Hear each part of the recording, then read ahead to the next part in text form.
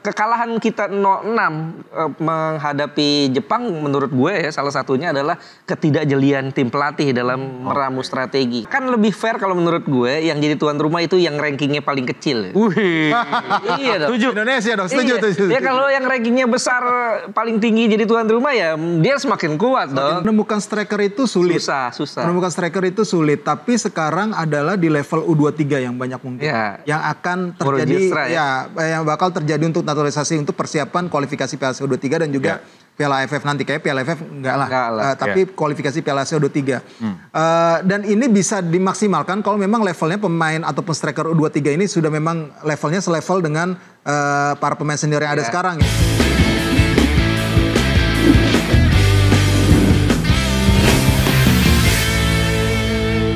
Jadi kesimpulannya, evaluasi apa aja, PR-PR apa aja yang perlu dikerjakan sebelum masuk ke ronde keempat nanti? Kalau menghadapi tim-tim seperti Jepang, kita jangan main zona, tapi high pressing ya. Dan ini dibutuhkan kekuatan fisik, kondisi fisik yang sangat prima. Kemarin dalam 2 pertandingan terakhir kelihatan beberapa pemain kedodoran, bahkan hampir mayoritas ya. Kedodoran dalam hal stamina gitu loh. Ya ini mungkin akan jadi perhatian juga nanti oleh Coach Patrick soal stamina ini. Karena kan masa persiapannya pasti akan sempitnya. Kalau misalnya nanti di tengah kompetisi harusnya soal stamina ini para pemain bisa terjaga gitu loh. Yang kedua adalah soal ketajaman dalam serangan. Ya ini yang masih menjadi perhatian ya untuk timnas kita. Yang mudah-mudahan kita bisa tampil lebih klinis, tampil lebih tajam karena peluang sekecil apapun harus bisa dimaksimalkan dengan pertandingan level tinggi seperti ini. Kalau kita tidak bisa memanfaatkan itu, akan sangat berbahaya buat tim kita sendiri. Itu aja sih sebenarnya. Kalau dari pertahanan kalau gue rasa sih harusnya sih sudah, dan komposisi sekarang sudah lumayan, tinggal organisasinya diperkuat aja. Iya, memang betul ya. Kita kurang kreativitas dalam membangun serangan.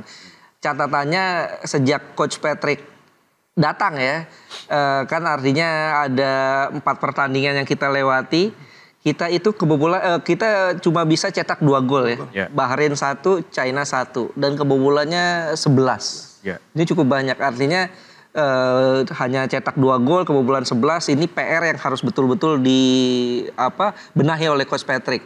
Dan juga harus lebih lebih jeli lagi untuk pemilihan strategi taktik karena lawan-lawan kita ini levelnya udah di atas kita.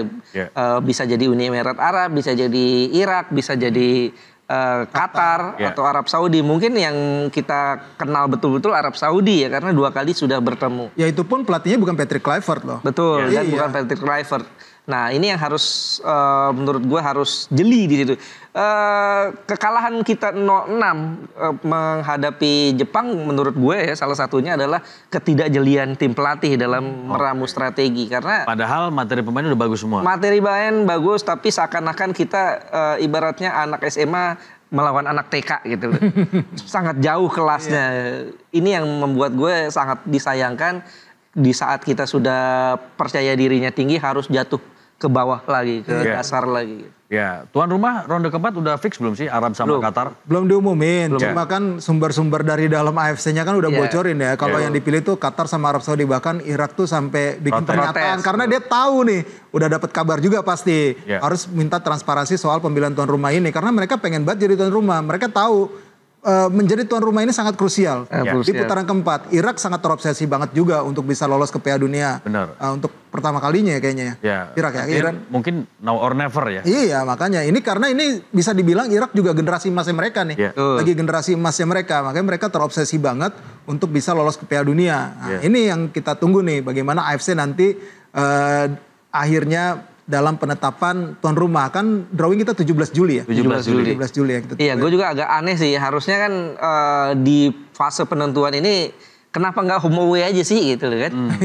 Lama kali waktunya ya kali ya. Kan artinya gini, Piala Dunia juga masih panjang kan. 2026 ya. Bulan Juni. Bulan 1 tahun lagi. 11. Dan toh kualifikasi di Eropa masih berjalan, masih itu loh. Belgia baru 2 kali main. Belgia 2 kali main, Belanda juga baru 2 kali main. Artinya kan Eropa aja masih lebih panjang. Fair ya? Kalau home away menurut gue lebih fair lah. Kan kalau home away paling cuma 4 pertandingan kan tiap tiap grup, tiap kan tiap tim 4 pertandingan kan ini cuma tinggal nambah 2 pertandingan aja sampai gitu. Februari ya. Iya.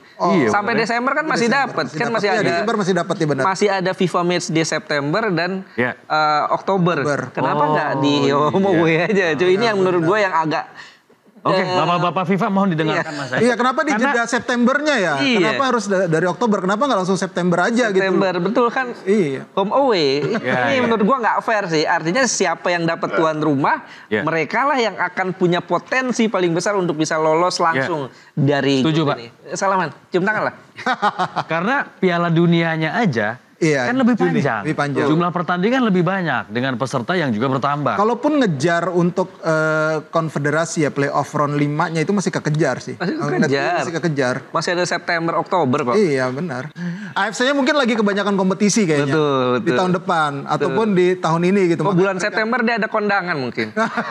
Maksud Bapak susah ngaturnya? Iya, maksudnya udah kebanyakan nih, udahlah biarin diselesain dulu yang ini. Nanti kan mau ada Piala Asia U23, apa segala macam kan, gitu.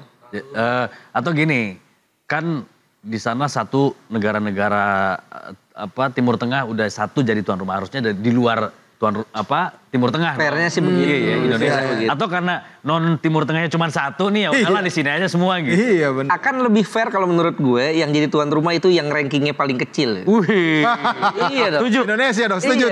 Ya kalau yang rankingnya besar paling tinggi jadi tuan rumah ya dia semakin kuat dong. Kuat, benar. Kan kalau ranking paling kecil kan ini tambahan buat mereka. Iya. Sekaligus mungkin FIFA pengen lihat juga Indonesia siap gak nih jadi tuan rumah Piala Dunia gitu ya.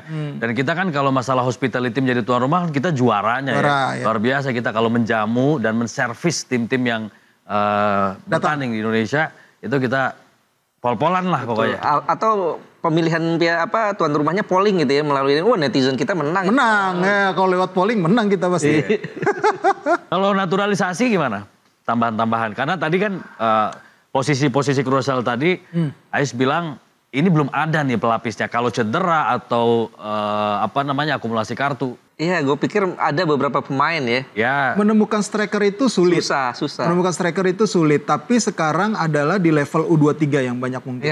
Yang akan terjadi, yang bakal terjadi untuk naturalisasi untuk persiapan kualifikasi Piala AFF U23 dan juga Piala AFF nanti. Kayak Piala AFF enggak lah. Tapi kualifikasi Piala AFF U23.